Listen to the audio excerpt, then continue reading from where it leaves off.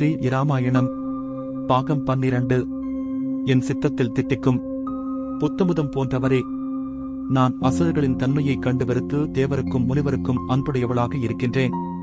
தங்களைக் கண்டவுடன் அனலில் வைத்த மெழுகு போல் என் உள்ளம் உருவுகின்றது. தாங்கள் இதய ராஜா, நான் இதய ராணி. தங்களை நான் கரும்பென விரும்புகிறேன். என்னை நீர் மனைவியாக ஏற்றுக்கொள்ளும் என்று சூர்ப்பனகை அழகாக பேசினாள். அம்மா, நீ வச்சிரவிசு என்ற அந்தணரின் மகள். நான் தசரத ராஜகுமாரன். அந்தணரின் மகளை அரசன் மணந்து கொள்ளக்கூடாது. அன்றியும் ராவணன் முதலிய உன் தமையனார்களின் அனுமதியின்றி உன்னை நான் மணந்து கொள்வது பிழை. அதனால் நீ என்னை விரும்புவது முறையென்று என்றார் ராமர். அன்பு அதிகமானால் குலம் தடை செய்யாது. காந்தர்வ மணத்தால் நாம் இருவரும் கூடி மகிழலாம் என்றாள் சூர்ப்பனகை. இவ்வாறு சூர்ப்பனகையும் ராமரும் உரையாடிக் கொண்டிருக்கும் பொழுது சீதாதேவி ராமரை நாடி வருவதை சூர்ப்பனகை பார்த்தாள். பார்த்து விம்மிதம் அடைந்தாள்.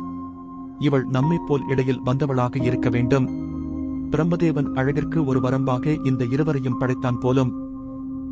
கரும்பை மென்றவன் இரும்பை மெல்லுவானா? இந்த அழகியை மறுவுகின்ற இவர் என்னை விரும்புவாரா என்று எண்ணினாள். சீதை ராமரை பார்த்து, பெருமானே, இங்கு இருக்கின்ற இவள் கொடிய அரக்கி. முனிவர்களை மயக்கி மோசம் செய்கின்றவள்.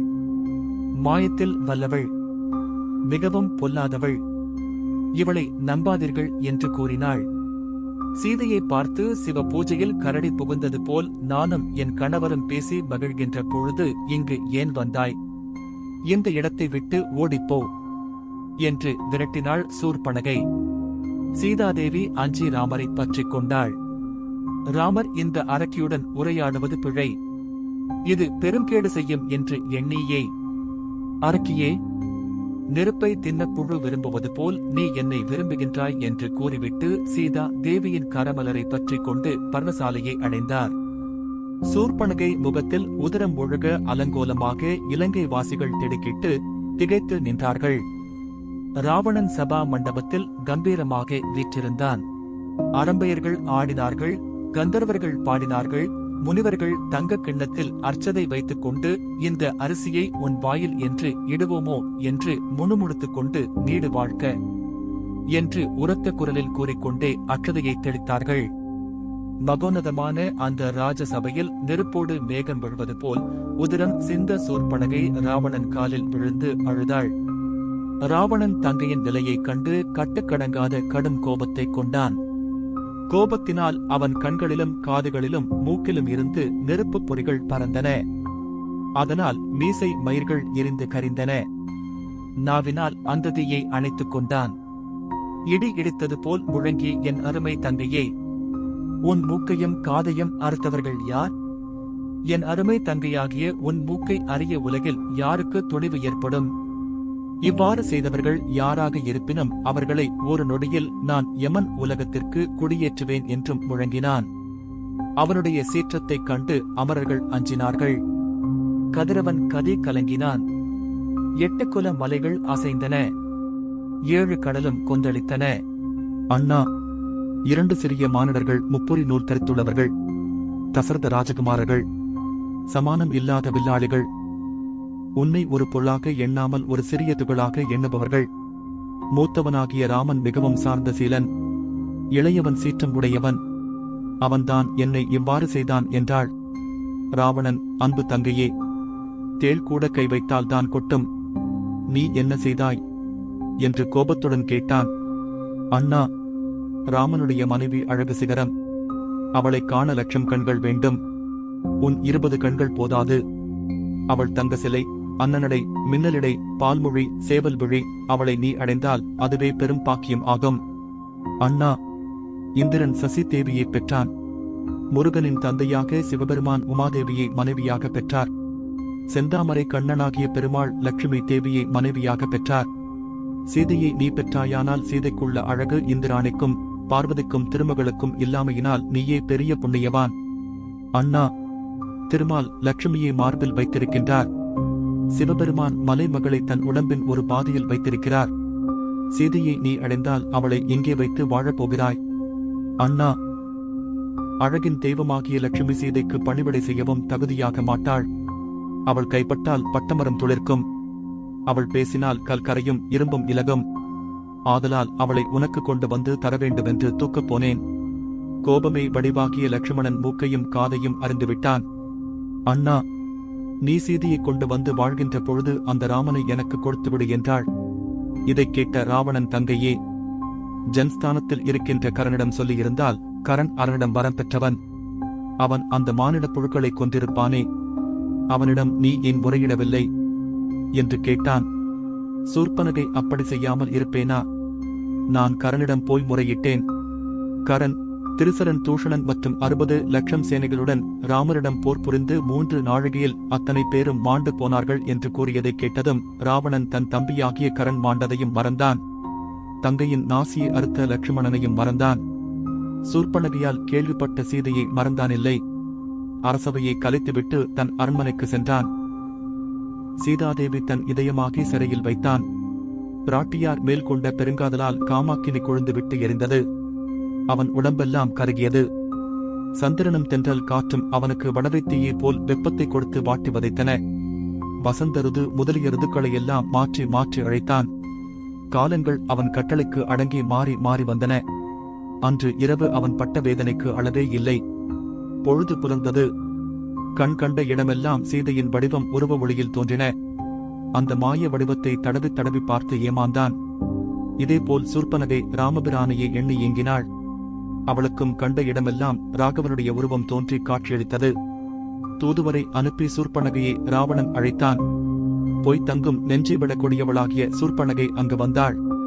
தங்கையே, இதோ பார், மின்னலிடை, இருண்ட ஜடை, மான்விழி, தங்கமேனி, இவள் தானே நீ சொன்ன சீதை என்றான் ராவணன். சூர்ப்பனகை, அண்ணா, நீலமேகம் போன்று அழகிய மேனி, அழகிய ஜடைமுடி, மரபுரி, வில்லை ஏந்திய திருக்கு இது ராமன் என்றாள். அங்கே சீதையும் இல்லை, ராமனும் இல்லை. தங்கையே, நாம் தான் இந்திரஜாலம் செய்கின்றோம் என்றால் இந்த சிறிய மானிடர்கள் மந்திர ஜாலம் செய்து நம்மை ஏமாற்றுகிறார்கள். சூர்ப்பனகை, அண்ணா, நீ இரவெல்லாம் சீதையே நினைத்தபடியால் உனக்கு அவள் வடிவம் தெரிகிறது என்றாள். தங்கையே, எனக்கு சீதை மேல் உள்ள ஆசை பெருக்கால் சீதையின் வடிவம் தெரிகிறது என்றால் உனக்கு என் ராமன் வடிவம் தெரிகிறது என்றான். அண்ணா, ராமன் மீதுள்ள அச்சத்தினால் எனக்கு தெரிகின்றது என்றாள். ராவணன் காலையில் நீராடினானில்லை. வழக்கம் போல் சிவ பூஜை செய்தானில்லை. வஞ்சனை செய்து சீதையை கவர வேண்டுமென்று எண்ணினான். தாடகையின் மகனான மாயத்தில் வல்ல மாரிசனை துணை பற்ற வேண்டுமென்று எண்ணினான். கடற்கரையில் ஒரு ஆலமரத்தின் கீழ்த்தவம் செய்து கொண்டிருந்த மாரிசனிடம் சென்றான். மாரிசன் ராவணனை கண்டு துணுக்குற்றான். இந்த காலை நேரத்தில் இங்கு எங்கு வந்தான் என்று எண்ணினான். மருகனை, வருக, எல்லாரும் நலமா என்று வினாவினான். ராவணன் மாரிசனை பார்த்து, மாமா, எல்லாரும் நலம். உன் மருகியாகிய சூர்ப்பனகையை தசரத குமாரர்களாகிய ராம லட்சுமணர் மூக்கையும் காதையும் அறிந்துவிட்டார்கள். கரன், திருசிரன், தூஷணதியாரை வதைத்து விட்டார்கள். நம்முடைய குலத்துக்கு இது பெரிய அவமானம். மாமா, ராகவனுடைய மனைவி சீதை அளவற்ற அழகுள்ளவளாம். அவளை நான் அடைய வேண்டும். அதற்கு நீ துணை செய்ய வேண்டும் என்று கூறினான். மாரிசன், ராவணா, உன்னுடைய செய்கையால் நமது அசுர குலமே அழிந்துவிடும். நான் தீயவனாக இருந்தாலும் உனக்கு தூய உள்ளத்துடன் அறிவுரை கூறுகின்றேன். பாவங்களுக்கெல்லாம் தலையாய பாவம் பரதாரத்தை விரும்புவது. உனக்கு 1 லட்சம் மனைவியர் இருக்க இன்னொருவன் மனைவியை விரும்பலாமா? பிறன் மனைவியை விரும்பி அழிந்தவர்கள் பலர். ராவணா, உனக்கு கிடைத்திருக்கின்ற பதவியும் செல்வமும் எளிதாக கிடைத்தவை அன்று.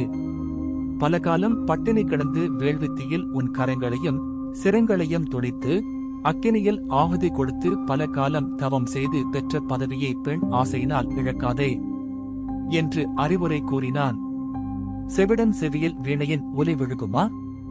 ராவணன், மாமா, அற்பமான மானிட பதர்களுக்கு அஞ்சுகின்றாய். ஜானகியை நான் அடைந்தே தீர வேண்டும் என்றான் தீவிரமாக. மாரிசன், ராவணன் திருந்த மாட்டான். இவனுக்கு அழிவு காலம் வந்திருக்கின்றது என்று எண்ணி ராவணன் நீயும் நானும் போர் செய்து ராம லட்சுமணர்களை கொன்று சீதையை கவரலாம் என்று கூறினான். ராவணன், மாமா, சீதை அளவில்லாத கற்புள்ளவள். கணவன் இறந்தவுடன் அவளும் இறந்து விடுவாள். ஆதலால் வஞ்சனையாக கவர்தல் வேண்டும் என்றான். மாரிசன், நான் என்ன செய்ய வேண்டும் என்று கேட்டான். மாமா, பெண்களுக்கு அதிசய பொருள்களில் விருப்பம் அதிகம். நீ பொன் மானாகச் சென்று சீதைக்கு முன் உலாவுவாய். சீதை மான் படைத்து தருமாறு ராமனை வேண்டுவாள். மான் பின்னே ராமனும் இலட்சுமணனும் செல்வார்கள். நான் சீதையை வஞ்சனையாக அபகரித்துக் கொள்வேன் என்றான். மாரிசன், ராவணா, ராகவன் என் தாய் தாடகையையும் என் சகோதரன் சுபாகவையும் இளமையிலேயே கொன்றவன். அன்றே என்னை கொல்ல பாணத்தை தொடுத்தான். அக்கணை என்னை கடலில் தள்ளியது. நான் உனக்கு உறவாகி இத்தனை காலம் வாழ்ந்தேன். இப்போது என்னை யமன் உலகம்பா என்று கைகட்டி அழைக்கின்றது. அசுர குலவேந்தனாகிய நீ வாழ்வது திண்ணம். நான் முன்கூட்டியே சென்று உங்களுக்கெல்லாம் நரக உலகத்தில் இடம் பிடித்து வைப்பேன் என்று கூறினான். பஞ்சவடியில் ராமச்சந்திரமூர்த்தி சந்தியா வந்தனம் செய்துவிட்டு மரகத கம்பளம் விரித்தார் போன்ற புல்தரையில் மனோசாந்தியுடன் வீற்றிருந்தார். மாரிசன் நவமணிகள் இழைத்த பொன்மானாக சீதா தேவியின் திருமுன் உலாவினான். சீதை அந்த மானைக் கண்டு அதன் மீது அளவற்ற ஆசை கொண்டாள். கண்ணை இமைக்காமல் பார்த்து பரவசம் அடைந்தாள். ராமபிரானை பார்த்து, பெருமானே, இந்த மானை பாருங்கள், எத்துணை அழகாக இருக்கின்றது. இதனை பற்றிக் கொடுங்கள். இதனுடன் நான் விளையாடுவேன் என்றாள். அரண்மனையில் தனக்கென்று இருந்த விலைமதிக்க முடியாத நவரத்தின அணிகலன்களையும் பட்டாடைகளையும் தூசாக நினைத்து துறந்து வந்த ஜனகராஜகுமாரி வனத்தில் உலாவும் மானை விரும்பினாள். அதற்கு என்ன காரணம்? விதி வழி மதி சொல்கின்றது. ராமபிரான், தம்பி லட்சுமணா, நீ உன் அன்னைக்கு பாதுகாவலாக இரு, நான் சென்று மானை பற்றி தருவேன் என்றார். கூர்த்த மதியுடைய லட்சுமணர், அண்ணா, அன்னைக்கு எஜமான் தாங்கள் இருக்க அந்த மான் ஏன்? தவம் செய்ய வந்த தங்களுக்கு துணை செய்ய வந்த அன்னை காட்டு மானை விரும்புவது நலன் அன்று என்றார். சீதாதேவி, பெருமானே, தங்கள் தம்பி எப்போதும் வேதாந்தமே பேசுவார். இந்த மான் மீது எனக்கு அதிக விருப்பம் ஏற்பட்டு இருக்கின்றது. தாமதம் செய்தால் மான் ஓடிவிடும். இதனை சீக்கிரம் பற்றிக் கொடுங்கள் என்றாள். ராமர், தம்பி, நாட்டையும் வீட்டையும் தியாகம் செய்து வந்த உன் அண்ணியின் விருப்பத்தை நான் நிறைவேற்ற வேண்டும். ஆதலால் நீ இங்கு இரு, நான் சென்ற மானை பற்றி வருவேன் என்றார். லட்சுமணர், அண்ணா, நெய்கின்றவனுக்கு குரங்கு குட்டி ஏன் என்று ஒரு பழமொழி உண்டு. இயற்கையான மானுக்கு இத்தனை அழகு இருக்காது. மாரிசன் மான் வடிவாக வந்திருக்கின்றான் என்று எனக்கு தோன்றுகின்றது. அயோத்தியில் அம்மாவின் வார்த்தையால் அப்பா மாண்டு விட்டார். தாங்கள் அண்ணி வார்த்தையை கேட்கின்றீர்கள். இதனால் என்ன துன்பம் வருமோ என்று அஞ்சுகின்றேன். இவனை மானாக அனுப்பிய அசுரக்கூட்டம் வேகம் போல் சூழ்ந்து நமக்கு இடர் செய்ய இருக்கின்றது என்றார். சீதை மான் வேண்டுமென்று கண்ணீர் சிந்தி அழுதாள். ராமன், லட்சுமணா, மாரிசனாக இருந்தால் என்ன? ஒரு அம்பினால் இவனை கொல்லுவேன். நீ இங்கு இரு என்று சொல்லிவிட்டு கோதண்டத்தை எடுத்துக்கொண்டு மான் பின்னே சென்றார். தொடரும்.